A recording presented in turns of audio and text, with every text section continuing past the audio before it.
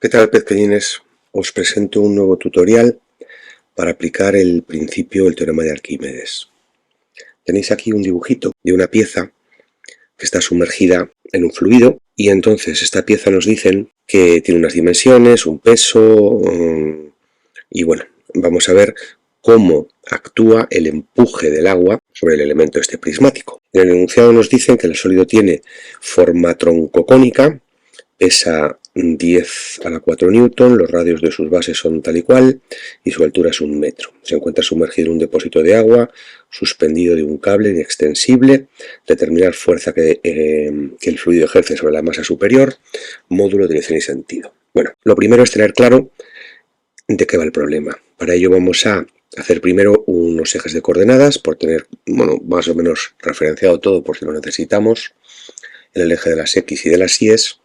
Luego saber que hemos leído que tenía 1 metro de altura y luego aparecen una tensión en la cuerda, porque esto se sumerge por culpa de su peso y no es capaz el empuje de aguantarlo. Entonces se produce una tensión con el cable y entre el peso que tira para abajo y el empuje para arriba, pues sí, la tensión se compensará un poco.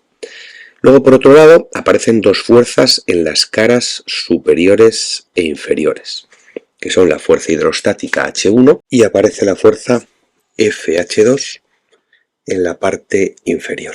Lo primero que vamos a hacer es leer el problema y copiar los datos. Entonces nos han dicho que el peso del tronco de cono son 10 elevado a 4 newton. Hay dos radios, R1 que tiene 0,25 metros y por otro lado R2 que tiene 0,5, que es el inferior. La altura es 1 metro, que ya la hemos puesto en el dibujo, y la densidad es la del agua, que sabemos que es ρ igual a 1000 kilogramos partido por metro cúbico. En el primer apartado nos piden que calculemos la fuerza que el fluido ejerce sobre la base superior, o sea, sobre la chiquitita, la de radio raíz de 1.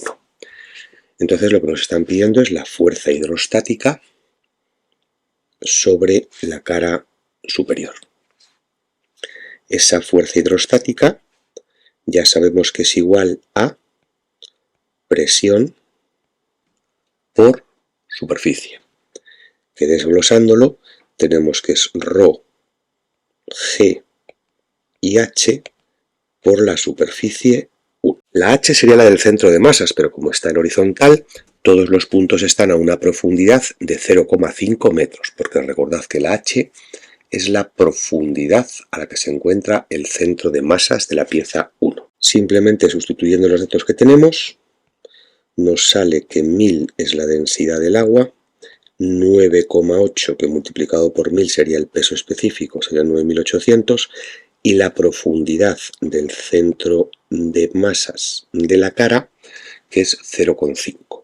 Luego multiplicamos por pi y por 0,25 al cuadrado, que sería la superficie del disco superior. Esto operándolo nos sale un valor de 962,11 newton. Si lo quisierais poner en forma vectorial, porque podríais dejar el resultado como FH1 igual a 962,11 newton, o si lo quisierais dejar en forma vectorial, pues nos quedaría que F con flechita, como va en la dirección del eje Y, sería con la letra J, y como va hacia abajo sería negativo, y nos quedaría 962,11 newton. En el apartado B nos están pidiendo lo mismo, la fuerza hidrostática que ejerce el fluido sobre la base inferior, módulo, dirección y sentido. Bueno, pues entonces es 3/4 de lo mismo. Para calcular la fuerza hidrostática 2, vamos a multiplicar presión por superficie, o sea, ρgh del centro de masas 2 por la superficie 2. Centros de masas están todos los puntos de esa cara a la misma profundidad, que sería 0,5 más 1, entonces todos estarían a 1,5. Si vamos dando los valores correspondientes que ya conocemos, pues nos sale 1000 la densidad del agua, 9,8 la gravedad, 1,5 la profundidad del centro de masas y pi por el radio al cuadrado la superficie de la segunda cara, del segundo disco, del disco inferior. Este resultado sale como valor, igual que antes. Este resultado, si lo queréis poner a nivel numérico, en módulo, sería 11.550 newton, y si lo queréis poner vectorialmente, vuelve a estar en el eje de las íes, pero esta vez empujando hacia arriba. Entonces será positivo y otra vez con la letra J, que por cierto, en el anterior no sé por qué no lo he puesto y lo he dicho. En el apartado C nos preguntan que qué fuerza hay como resultante en las como fuerzas horizontales. Entonces lo que tenéis que entender es que en este problema, si dibujaseis la fuerza hidrostática sobre la cara inclinada del tronco de cono, al estar inclinada habría que proyectarla en el eje de las Y, que iría para abajo, y en el eje de las X. Pensad que como hay un anillo alrededor, todos los anillos que tiene esto, todas las componentes horizontales se van a anular, porque siempre va a haber una por la derecha y otra por la izquierda. Y habrá una por delante y otra por detrás, y otra que inclinada y otra que inclinada. O sea que alrededor de todos los anillos siempre hay fuerzas que se compensan unas con otras. Por tanto, la respuesta es que la resultante es cero, ya que por simetría todas las fuerzas horizontales se compensan. En el apartado D nos piden que calculemos el empuje. El empuje es la fuerza que va a hacer hacia arriba el fluido sobre el tronco, con la densidad del fluido. Porque si fuera con la densidad del tronco de cono, sería su propio peso.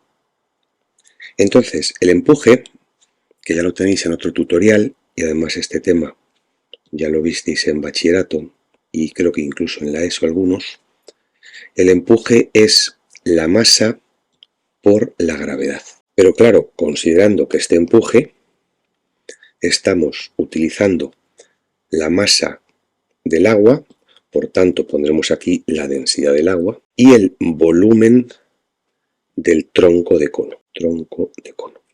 Y todo esto por la gravedad, para convertir la masa en peso. En nuestro ejercicio nos han dicho que el líquido es agua, por tanto la densidad son 1000 kilogramos partido por metro cúbico, y el volumen de un tronco de cono es 1/3 de pi por R1 al cuadrado más R1 por R2 más R2 al cuadrado. Es una formulita que he tenido que buscar por ahí, porque lógicamente no me acordaba. Y lo multiplicamos por la gravedad. Entonces, operando con la calculadora, este resultado sale 4.490 newton. Este valor es el módulo del empuje. Si lo queremos tener vectorialmente, lo que tendremos que hacer es poner el empuje como si fuera un vector con la flechita arriba y poner 4.490, y como vamos en la dirección del eje Y ponemos la J, y como es una fuerza viene en newton. En el apartado E nos preguntan que por qué dicho empuje no es igual a la diferencia de las fuerzas calculadas en los apartados A y B. Y lógicamente no es igual porque faltaría por considerar las componentes que he comentado antes de la fuerza hidrostática que está sobre la pared inclinada del tronco de cono. Tenía una horizontal que se compensaba, pero tiene un montón de verticales, y todo lo que está alrededor del tronco de cono habría que considerar esas fuerzas hacia abajo y nos faltarían por sumar.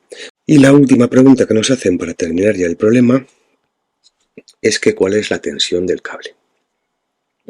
Entonces lo que tenemos que entender es que este cuerpo, si no fuera por la cuerda, por el cable al que está sujeto, bajaría.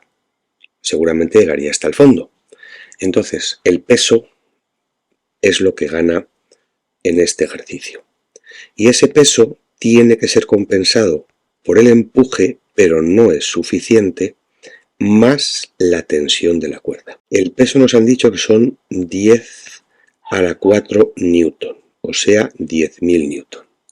El empuje solo ejerce 4.490, o sea que tiene que tener mucha más densidad que el agua. Y para eso está la tensión, para compensar entre el empuje y la tensión el peso del cuerpo, y que así esté en equilibrio.